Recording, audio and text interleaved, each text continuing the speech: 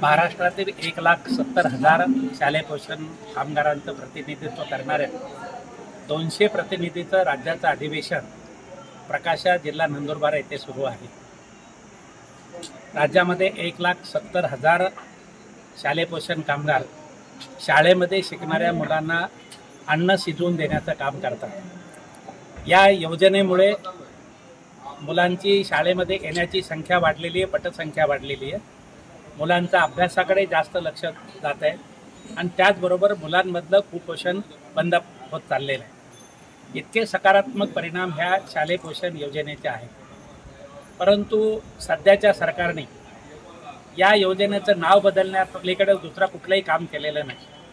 या योजनेचं नाव बदलून माननीय पंतप्रधानांनी स्वतःच्या नावाने ती आता योजना सुरू केली. परंतु या योजनेमध्ये काम करणाऱ्या कामगारांना फक्त 2,500 रुपये महिन्याला वेतन दिलं जातं आणि त्यांची प्रचंड अशी पिळवणूक केली जाते.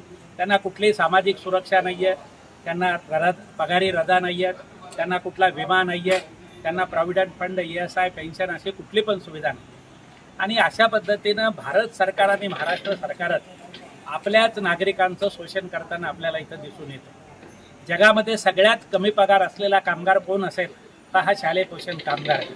आणि म्हणून आमच्या अधिवेशनाची मागणी ही आहे की या कामगाराला सरकारने कामगार म्हणून मान्यता दिली पाहिजे, त्यांना 26,000 रुपये किमान वेतन दिलं पाहिजे आणि त्यांना विमा, पेन्शनसह सर्व कल्याणकारी योजना लागू केल्या पाहिजेत.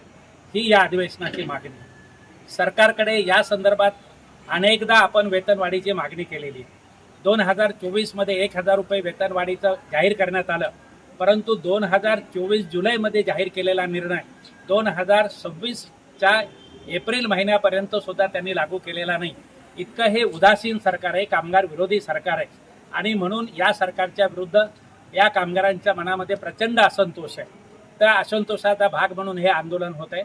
सरकारने शालेय पोषण कामगारांचे प्रश्न ताबडतोब सोडवावे, अन्यथा 1 जूनपासून मुंबईमध्ये 25,000 शालेय पोषण कामगार मुंबईमध्ये बेमुदत ठिय्या आंदोलन करणार आहे आणि हजारो कामगार त्या आंदोलनामध्ये सहभागी होणार आहे.